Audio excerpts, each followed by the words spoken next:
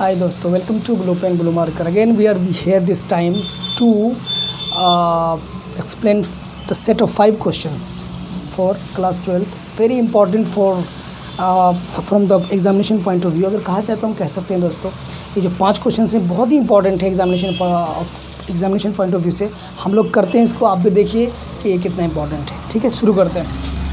Short question हम लोग शुरू करते हैं. Question number 1.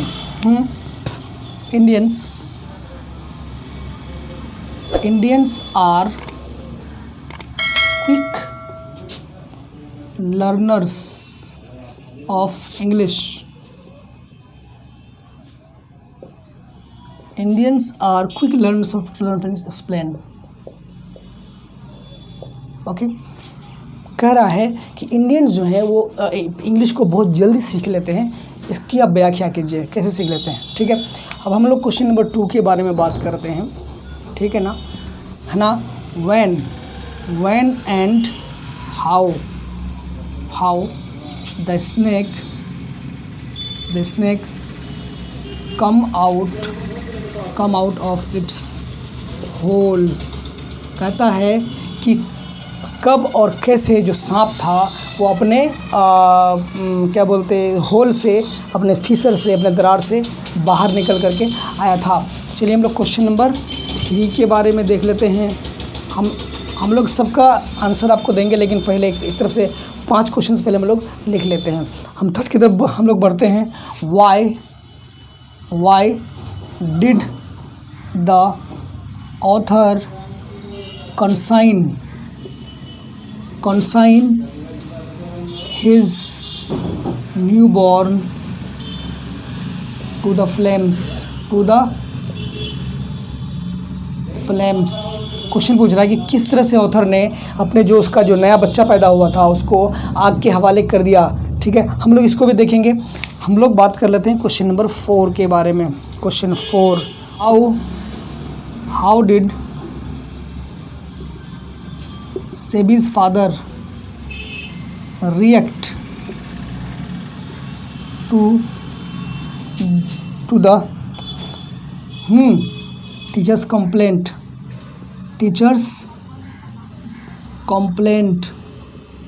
ठीक है, सेबी के जो फादर थे उनने किस तरह से जो उसके टीचर ने कंप्लेन किया था उसको किस तरह से उसने उसको रिएक्ट किया, किस तरह से रिएक्शन दिया. क्वेश्चन नंबर 5 के बारे में हम लोग बात कर लेते हैं. ये लास्ट क्वेश्चन है हम लोगों का. ठीक है. What was the great lesson India had to teach the West. ठीक है, ये हमारे रहे 5 क्वेश्चंस दोस्तों. ये 5 क्वेश्चंस का सेट है. इसका हम लोग आंसर जल्दी जल्दी में कर लेते हैं. इंपॉर्टेंट है एग्जामिनेशन पॉइंट ऑफ व्यू से. तो चलिए हम शुरू करते हैं बिल्कुल फर्स्ट क्वेश्चन का आंसर नंबर 1. कहता है Indians are quick learners of English. Explain. कहता है कि इंडिया के लोग जल्दी जल्दी अंग्रेज़ी को सीख लेते हैं. ऐसा कैसे हो पाता है, तो इसकी आप व्याख्या कीजिए, इसका वर्णन कीजिए कि किस तरह से सीखते हैं. Indians are quick learners of English because we belong to the same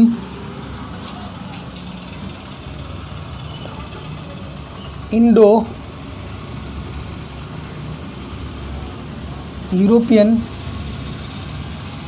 family. पहले मैं लिख देता हूँ, फिर मैं आपको इसका मीनिंग भी समझाता हूँ. Indians are quick learners of English because we belong to the same Indo-European family. We meet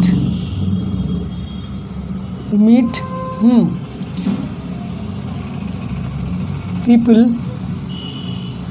from various linguistic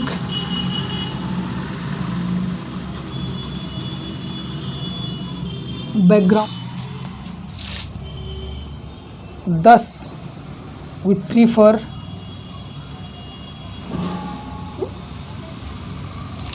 English.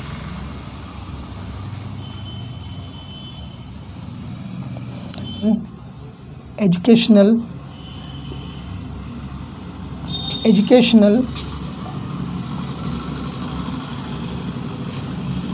social,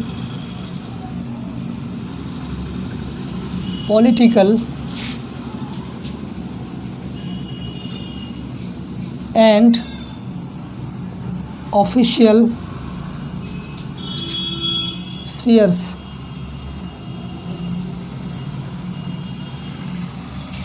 Thus, we prefer English in educational, social, political, and official spheres.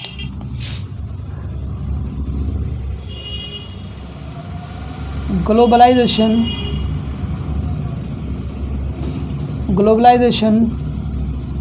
too has played its part. चलिए हम आपको बताते हैं, Indians are quick learners of English. India के लोग जल्दी जल्दी अंग्रेज़ी सीख जाते हैं, ऐसा क्यों है? तो हम बोलते हैं Indians are quick learners of English. Indians जो हैं वो इंग्लिश को जल्दी सीखने वाले हैं, सीख जाते हैं, because we belong to the same Indo European family. क्योंकि हम जो हैं, हम इंडियंस जो हैं, बिलोंग करते हैं किस फैमिली से? इंडो यूरोपियन फैमिली से बिलोंग करते हैं। इसको आप याद रखिएगा, ये ऑब्जेक्टिव में बहुत पूछता है। इंडो यूरोपियन फैमिली से हम लोग बिलोंग करते हैं, इंडियंस, ठीक है। वी मीट पीपल, हम लोग लोगों से मिलते हैं फ्रॉम वेरियस लिंग्विस्टिक बैकग्राउंड्स, है ना, बहुत तरह के भिन्न प्रकार के लोगों से मिलते हैं जिनका जो बैकग्राउंड है, जो लिंग्विस्टिक बैकग्राउंड है, बोलचाल का जो बैकग्राउंड है, बहुत ही अलग अलग, है ना, अलग अलग होता है। अब हमारे यहाँ देख लीजिए, कुछ लोग कन्नड़ बोलते हैं, कुछ लोग बंगाली बोलते हैं, कुछ लोग आसामीज़ बोलते हैं, कुछ लोग उर्दू बोलते हैं, कुछ लोग हिंदी बोलते हैं, कुछ लोग ओडिया बोलते हैं, कुछ लोग संस्कृत बोलते हैं, कुछ लोग भोजपुरी बोलते हैं, मतलब कुछ लोग पंजाबी बोलते हैं। मतलब सबके बोलने का, अब अगर कोई कन्नड़ बोलेगा तो हम तो कन्नड़ बोल नहीं पाएंगे ना, तो हमको उससे जो इंटरेक्शन करना पड़ेगा, हमको जो बोलना पड़ेगा उसके साथ, तो एक कॉमन लैंग्वेज होना चाहिए। तो ये इंग्लिश एक कॉमन लैंग्वेज है जिससे हम उसको अपनी बातों को बोल सकते हैं, कम्युनिकेशन का हो सकता है। नहीं तो हम उससे कम्युनिकेट नहीं कर पाएंगे, उनकी बातों को हम समझ नहीं पाएंगे। तो यहाँ हमारे इंडिया में देख लीजिए, इतने सारे लोग हैं जिनका लिंग्विस्टिक जो बैकग्राउंड है, इनके जो बोलचाल का जो बैकग्राउंड है, बहुत ही अलग अलग है, ठीक है। तो वो भी कहते हैं कि we meet various people from various linguistic backgrounds, thus इसलिए वी प्रीफर इंग्लिश, हम लोग इंग्लिश को प्रीफर करते हैं, लाइक करते हैं, पसंद करते हैं, है ना, तरजीह देते हैं इन एजुकेशनल, है ना, शैक्षणिक, सोशल, समाज में, पॉलिटिकल, राजनीतिक, इसमें, है ना, कार्यों में, एंड ऑफिशियल स्फीयर्स, और ऑफिशियल स्फीयर्स में भी, ऑफिस में भी हम लोग इंग्लिश का ज़्यादातर इस्तेमाल करते हैं। हम देख सकते हैं कि हमारे भारत में ऑफिशियल वो जो वर्क्स हैं वो ज़्यादातर मैक्सिमम 95%, मोर देन 95% इंग्लिश में ही होता है। हिंदी में तो कहीं मुश्किल से ही होता होगा, या फिर किसी और, है ना, और भाषा में। तो एक कॉमन लैंग्वेज है, ठीक है। फिर globalisation too has played its part, और यही नहीं बल्कि ये जो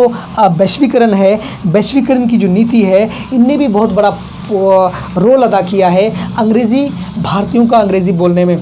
अब आप समझ गए कि भारत के लोग अंग्रेज़ी जल्दी क्यों सीख जाते हैं। पहला कारण है कि ये इंडो यूरोपियन फैमिली से बिलोंग करते हैं, तो इनका जो लहजा है बिल्कुल पुराना वाला है। दूसरी बात, ये बहुत तरह के लोगों से हम हर दिन मिलते हैं, तो उनके लिंग्विस्टिक बैकग्राउंड बहुत ही डिफरेंट होता है। तो हमको क्या है कि कॉमन लैंग्वेज एक ज़रूरी है जिसको हम उसकी बातों को समझ सकें। तो ये इंग्लिश हम लोग इसलिए है ना, नेचुरली थोड़ी सी कोशिश पर हम लोग इंग्लिश सीख जाते हैं। और यही नहीं बल्कि ग्लोबलाइजेशन का, वैश्वीकरण का भी बहुत बड़ा प्रभाव पड़ा है, क्योंकि ग्लोबलाइजेशन की वजह से बाहर की कंपनियां, बाहर के जो छोटे छोटे मतलब फार्म्स हैं वो इंडिया में आना आ चुके हैं, और हम लोगों को उसे इंटरेक्ट करने के लिए कुछ कॉमन जो एक लैंग्वेज है उसको बोलना पड़ता है, और जो कि इंग्लिश है। और हम जानते हैं कि इंग्लिश का पूरे दुनिया में क्या स्थान है, ठीक है दोस्तों। तो ये आपका पहला क्वेश्चन हो गया, हम लोग इसको टिक कर देते हैं, क्लियर है। अब हम इसको क्या करेंगे, रब कर देंगे, इसको मिटा देंगे, और सेकंड का हम लोग आंसर लिखेंगे। ये बात आपको समझ में आ गई पूरी? चलिए, वेरी गुड। अब हम लोग चलते हैं आगे, हम लोग क्वेश्चन नंबर 2 पे चलते हैं, इसको मिटा दें।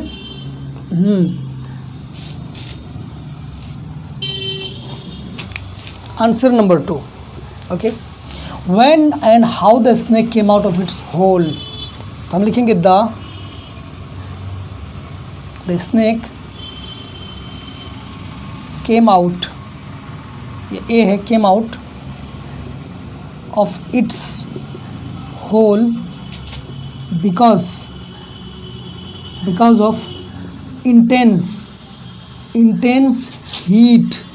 मैं आपको लिखा रहा हूँ heat, it out itself along the fissure in the wall and glided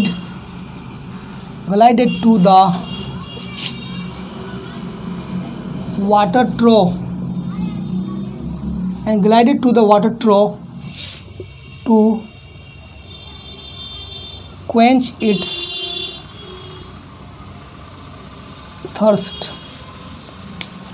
ठीक है दोस्तों, तो ये कहता है कि when and how did the snake came out of its hole, अपने होल से कब और कैसे बाहर निकला। तो हम कहते हैं कि the snake came out of its hole, सांप जो है वो बाहर आया अपने होल से, क्योंकि है ना, बिकॉज ऑफ इंटेंस हीट। किसके कारण आया?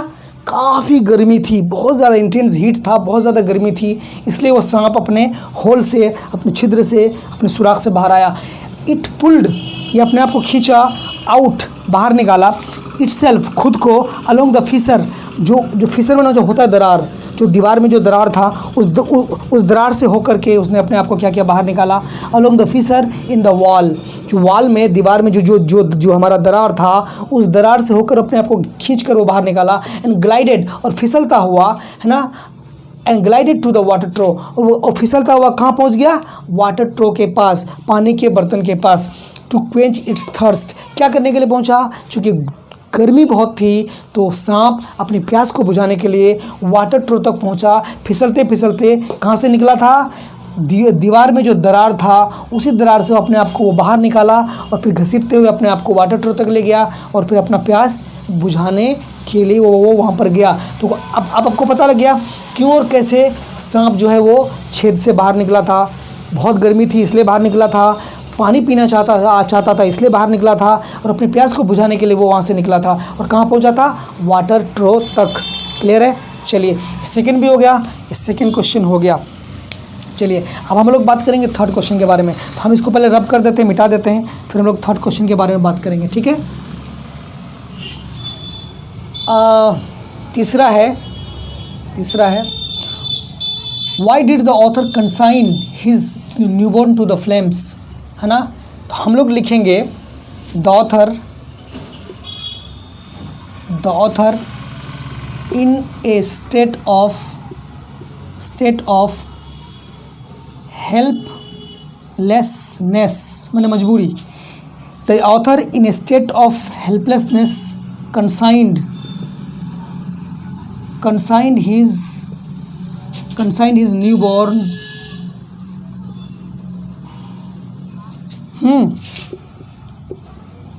to the flames. Consigned his newborn to the flames because the nearest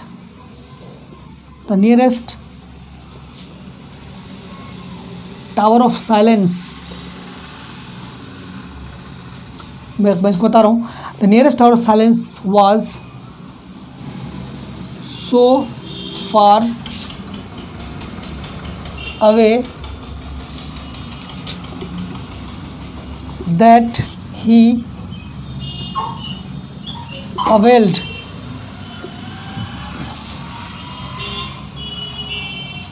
no means to carry the carry the dead to that place।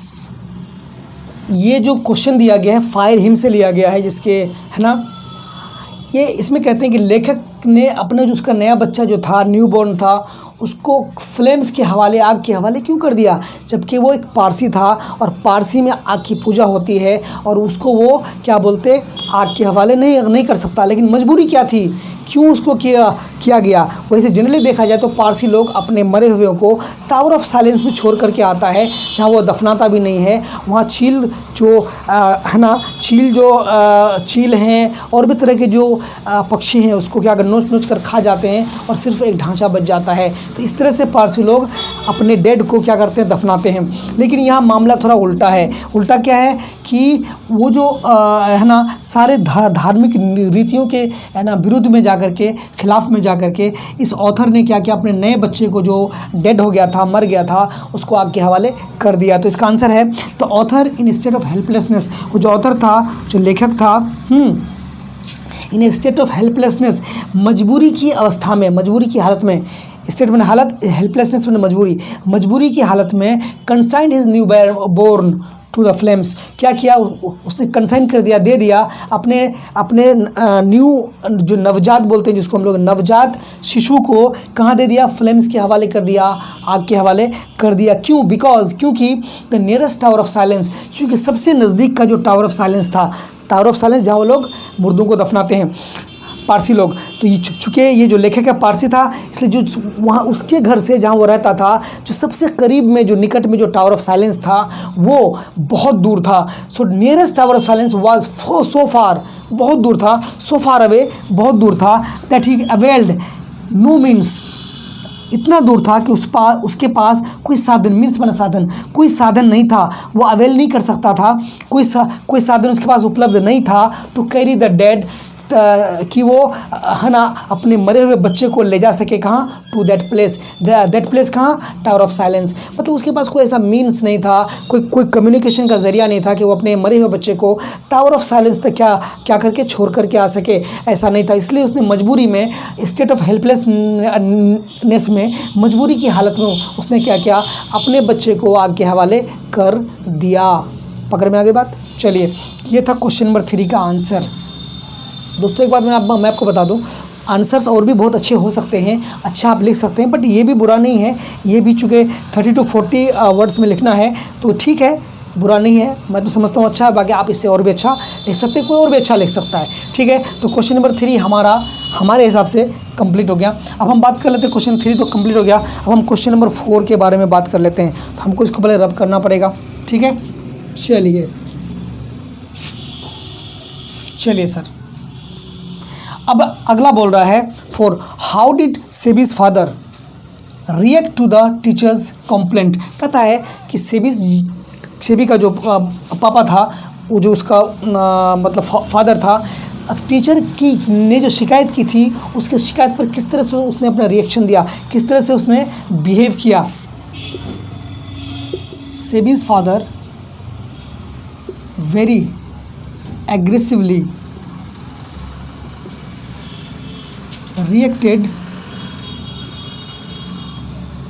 to the complaint of the teacher against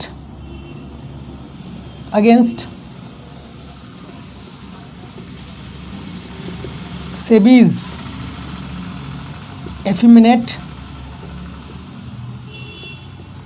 मैं आपको बता रहा हूँ इसका meaning क्या होता है। पास time of collecting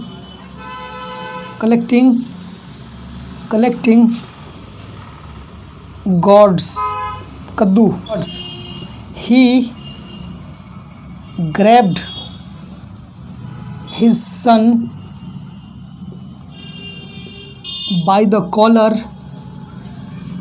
by the collar and gave him a sound beating. Further he smashed his gods to pieces with his hammer, ठीक है, मैं आपको इसका आंसर बताता हूँ। कहता है कि किस तरह से रिएक्शन किया था, किस तरह से रिएक्ट किया था। SEBI's father very aggressively reacted. सेगी के बाप ने, है ना, उसके पापा ने बहुत ही एग्रेसिवली, बहुत ही, है ना, एकदम गुस्से में, है ना, आकर के रिएक्ट किया था। किस बात पे रिएक्ट किया था? टीचर ने जो कंप्लेंट किया था, टीचर की शिकायत पर उसने बहुत ही एग्रेसिवली, बहुत ही, है ना, आक्रामक रूप से, है ना, क्या किया, रिएक्ट किया था। अगेंस्ट सेबीज एफेमिनेट पास टाइम, किसके खिलाफ, किसके विरुद्ध में रिएक्शन किया था? सेबी के एफेमिनेट पर माने होता है औरतों वाला, फीमेल वाला जो पास टाइम था, उसका जो मतलब खेल था, खेल मैंने पास टाइम मैंने जिससे वो अपना वक्त को पास करता था, वो जो एफेमिनेट पास टाइम था, लड़कियों वाला जो खेल था, किस चीज़ का खेल था? Of collecting gods. चूँकि वो बहुत सारे कद्दू को क्या करता था, वो इकट्ठा करता था। वही जो उसका जो पास टाइम था, उसका जो काम था, और वो काम कैसा था? एफेमिनेट था, लड़कियों वाला काम था, कद्दू को इकट्ठा करना। तो सेबी के लड़कियों वाले काम से, है ना, के खिलाफ, के विरोध में उसके जो पापा हैं, टीचर ने कंप्लेन किया था, और उस पर उसने काफ़ी आक्रामक रूप से क्या किया? गुस्सा दिखाया, रिएक्शन दिया, रिएक्ट किया।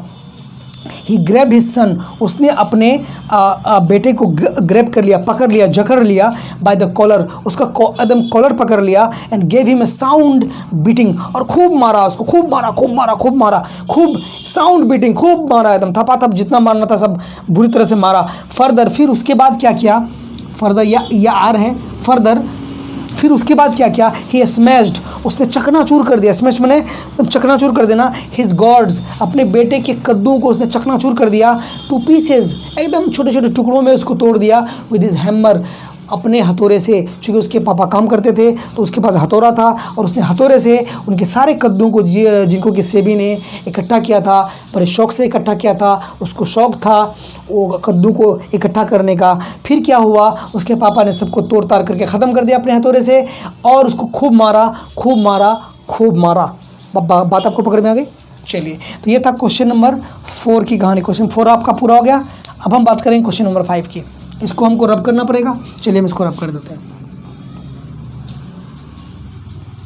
चलिए अब हम लोग क्वेश्चन नंबर 5, लास्ट क्वेश्चन के बारे में बात करेंगे। क्वेश्चन नंबर 5 क्या बोल रहा? Question 5, what was the great lesson India had to teach the West? कौन ऐसा सबक था, लेसन था, जिसको कि इंडिया, है ना, वेस्ट को, है ना, पश्चिमी देशों को, पश्चिमी सभ्यताओं को क्या कर सकता था? सिखा सकता था। The great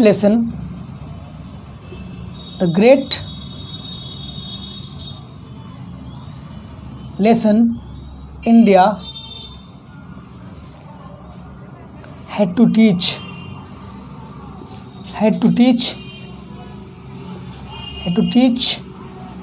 the West was contentment and restriction of human wants, needs and requirements.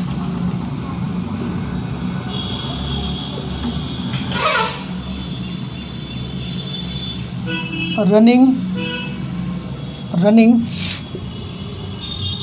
after worldly comfort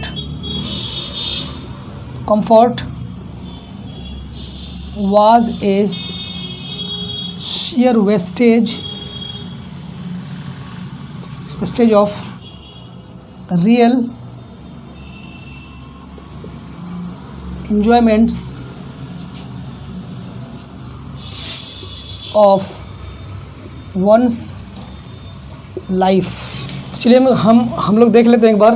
कहता है कि what was the great lesson India had to teach the west? कहते हैं भारत के लोगों को या भारत को पश्चिमी देशों को, सभ्यताओं को क्या सबक सिखाने की ज़रूरत थी? तो है the great lesson India had to teach, सबसे बड़ा लेसन, सबक जो इंडिया सिखा सकता था वेस्ट को, वो क्या था? वाज कंटेंटमेंट, क्या था? संतुष्टि। तो इंडिया संतुष्टि का पैगाम दे सकता था। And restriction of human wants, और इंसान की जो ज़रूरतें हैं उसको रिस्ट्रिक्ट करके, कम करके, रोक करके, उनकी ज़रूरतों और रिक्वायरमेंट्स को रोक करके क्या कर सकता था, है ना, यही सबक उसको दे सकता था। The great lesson India had to teach the west was containment and restriction of human wants, needs and requirements. यहाँ ऐसा होगा, नीड्स एंड रिक्वायरमेंट्स। क्लियर है? इन्हीं 3 बातों को, क्या क्या, इंसानी आवश्यकताओं को, मानव की आवश्यकताओं को, मांग को, ज़रूरतों को कम करना और संतुष्टि प्राप्त करना, यही मैसेज इंडिया वेस्ट को दे सकता था। अब वो कह रहा है कि रनिंग आफ्टर वर्ल्डली कंफर्ट्स, कहता है, ऐसे लगा दीजिए, कहता है कि रनिंग आफ्टर मतलब पीछे भागते हुए दुनिया की कंफर्ट्स, है ना, सुख और चैन, आराम के पीछे भागते हुए, है ना, अगर कोई भागे तो वाज शेयर वेस्टेज, एक तरह का क्या था, बिल्कुल एक तरह की बर्बादी थी। किस चीज़ की बर्बादी थी? Real enjoyment of one's life, किसी की ज़िंदगी के जो एन्जॉयमेंट होते हैं, जो रियल खुशी होती है, जो एक इंसान अपनी ज़िंदगी से प्राप्त करना चाहता है, वो तभी कर सकता है जब वो अपने आप को कंटेंटमेंट, है ना, प्राप्त कर ले, उसके अंदर संतुष्टि हो, संतोष हो, तसल्ली हो, तसफ़ी हो, और अपनी ज़रूरतों को, है ना, कम करके कर सकता है। अगर मैं अपनी ज़रूरतों को बढ़ा लूँ तो हम क्या रहेंगे, परेशान रहेंगे हर वक्त। तो ये कहता है कि इंडिया एक मैसेज दे सकता है वेस्ट को कि अपनी ज़रूरतों को कम करके इंसान खुश रह सकता है, अपनी अच्छी ज़िंदगी गुजार सकता है, आनंददायी अपनी ज़िंदगी को आनंदमय बना सकता है। तो चलिए दोस्तों, यही थे कुछ 5 क्वेश्चंस, ये भी हमारा हो गया। तो आपको ये क्वेश्चंस कैसे लगे आप हमें कमेंट करके ज़रूर बताइएगा। ये एग्ज़ाम के पॉइंट ऑफ व्यू से बहुत अच्छे क्वेश्चंस हैं, आप एक बार ज़रूर देख लीजिएगा। 2 मार्कर्स हैं, 30 to 40 वर्ड्स में इसका 40 to 50 वर्ड्स में इसका आंसर देना है। बहुत आसान है। और भी हम आपके लिए इस तरह के क्वेश्चंस और भी पूरी बुक से हम छान कर लेकर आएंगे। यही नहीं, आपको इसके साथ साथ हम आपको ग्रामर के भी क्वेश्चंस लेकर के आएंगे, जल्दी ही लेकर आएंगे। तो आपको कैसा लगा ये वीडियो हमें ज़रूर बताइएगा।